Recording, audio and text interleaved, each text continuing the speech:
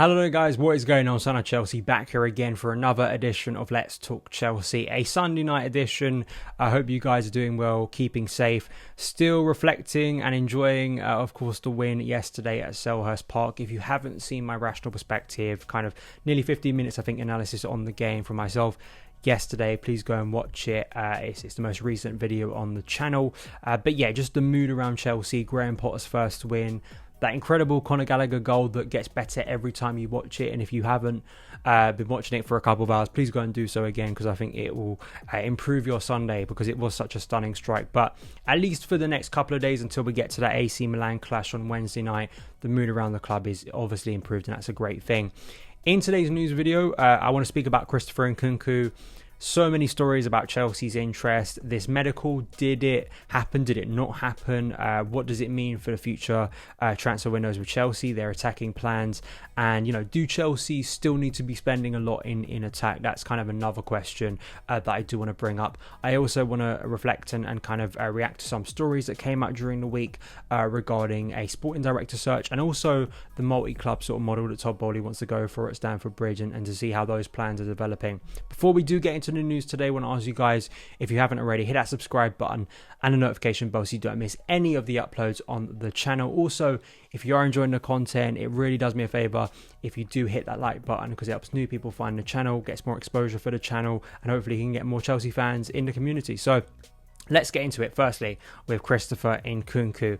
A lot of stories. I did speak about Nkunku in my last episode, but that wasn't really related to... It may have been related to a report. I can't quite remember, because I know Rafa Leao, I brought him up as well.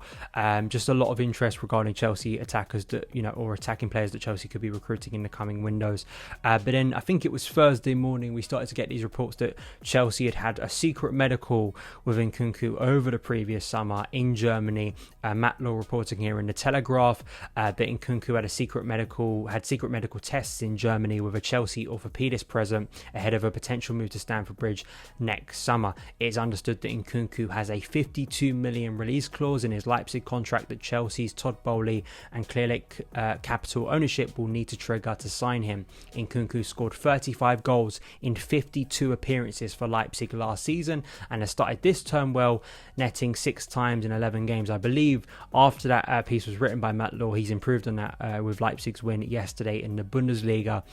He talks about sort of his positional sort of versatility, can play as an out-and-out striker but also as an attacking midfielder across a front line.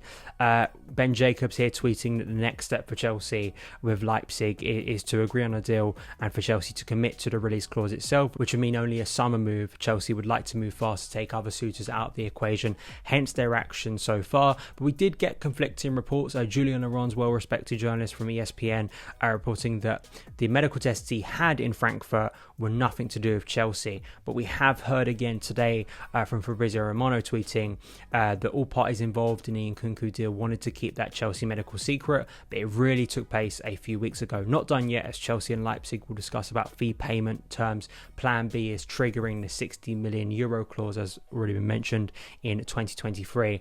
The amount of money that has been spent on our attack since 2019, I mean, I think it's getting close to 400 million now. 300 million was the fee and kind of the sum I was using a lot in articles last year, and just generally discussions of why that area wasn't clicking.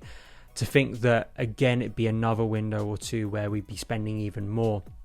Number one, is that a priority area? I don't think, if you were to list sort of the priorities for me personally in the current squad, it's not in the final third anymore, and it's not to say that we can't improve there at all. You can't have outgoings and then the need for incomings is there, obviously, but I find it just a bit funny that it's constantly the explanation and the resolution to all our problems is just to spend more on the attack. And I do wonder at times, and hopefully Graham Potter can answer this question, is it just not a bit of better coaching and players finding confidence and clicking and going into a system that suits their attributes a lot more?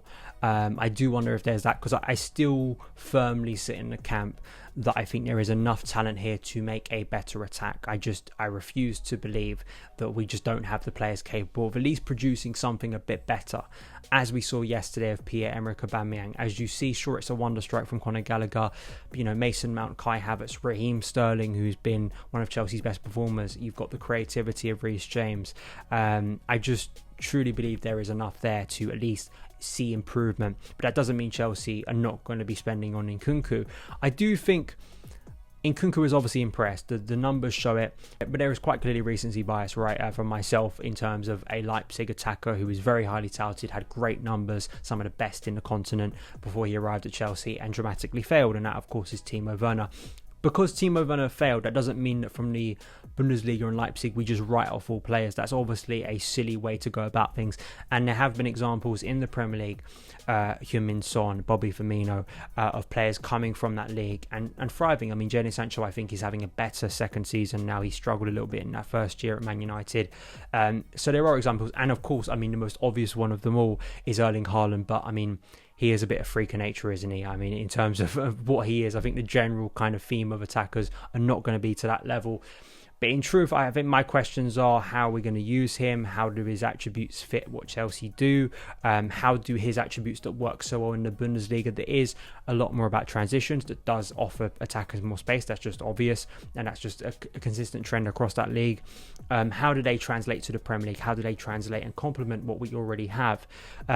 Those are questions that we ask, I think, and should be asking for any player we bring in, particularly in the final third, because we have seen Chelsea maybe not, or at least the evidence of the players we brought in attack in that lofty spend, those questions haven't all been answered positively, which obviously I think is there are a variety of factors for that. You can't just pin it down to one thing, but it has been a problem. I think in Nkunku, Liao, I'm curious to see how this attack under Potter at least develops and looks for the rest of this season. And if, say, we get to a position where it looks a bit better and we start seeing numbers being produced on a more consistent basis, which simply hasn't happened at Stamford Bridge for a while, does the conversation change a little bit? It doesn't seem like that is going to change Chelsea's own sort of actions. Their actions seem to be and indicate with these sort of medical tests with Nkunku, that they want to get this player in. They see him as one that you have to get in front of European competitors. So we will see on that front. And I know a lot of people are excited about Nkunku. I think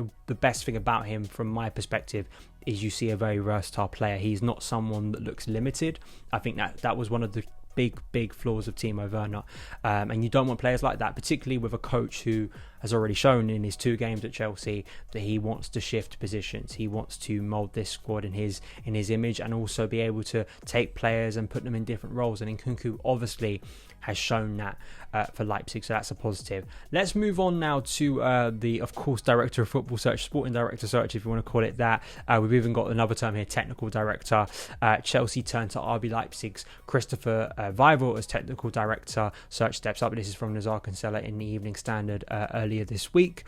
Co-owner Todd Boehly has confirmed that he wants to follow the Red Bull multi-club model and has targeted Nkunku after missing out on Salzburg Sporting Director Christoph Freund. German Nkunku has been technical director at Leipzig since 2020 and has been responsible for transfers and scouting. He was previously at Salzburg, where along with Freund he helped unearth Erling Haaland. Boehly is operating as interim sporting director, but the American is keen to hand over transfer responsibilities before the World Cup. So obviously this is huge in terms of getting the right person in.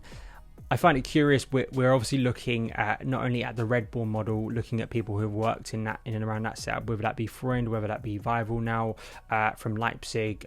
It's quite clearly a model that Boehly is looking to emulate with Chelsea with the multi-club. We'll get to that in a sec with a report that came out from Nazar Kinsella last week.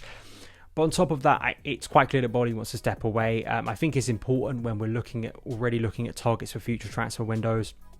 And now we've got Carl McCauley coming in, who's kind of going to be the middleman between Graham Potter and Chelsea's new recruitment team, which I think is key, particularly when you heard of the strain and the problems that Thomas Tuchel had with being so involved over the summer. I think hopefully that sort of middleman that McCauley is coming from Brighton can hopefully ease some of that strain for Graham Potter, who just obviously wants to focus on coaching, but quite clearly is going to have that communication and that involvement in who Chelsea go for in the transfer market.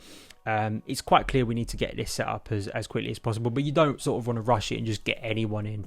I find it curious the type of people Chelsea are going for, and it's quite clear that those talks are going to step up. We hope that it can be done before the World Cup, and as well, I just think for the perception of the club, you want that person doing a good job, obviously, and you want them to be the right sort of person, not just a name. You want people who have a proven track record of dealing at decent level European clubs, of showing they have a good track record of kind of adding everything together in the club and kind of being that consistent face. I think that's the problem that Chelsea have had. There's been a sense for me of just a lack of unified vision at Chelsea, and kind of different areas of the club not kind of syncing at times, and that's what I hope not only this role but other roles that Chelsea are going to appoint can hopefully start to do that at the club. And it is linked to the multi-club model for me, in terms of having the right technical sporting director, having a transfer structure, and the development of future players at Chelsea. And this is what Boehly spoke about when he was kind of speaking of why he wants multi-club model of having development sort of in your own hands. And we've seen this at Leipzig and Salzburg. And linking it to this article here, Chelsea hold talks to buy Portuguese side Portimonense as Todd Boehly looks to kickstart his multi-club project. Chelsea have been in talks to buy the Portuguese side. Boehly confirmed early this month he wants to set up a stable of clubs and has identified Portugal as a good country in which to buy a satellite team. It's fascinating to me in terms of when Boehly was speaking about the communication at all levels of the club, and you think about that development that could be had if you had a number of clubs. Listen, this idea is controversial. It has had opposition, particularly the Red Bull model that I think of, and there have been incidents with Man City over the years with players going in and around clubs, and whether it's the best thing for those clubs, whether it's the best thing for kind of the structure of the game.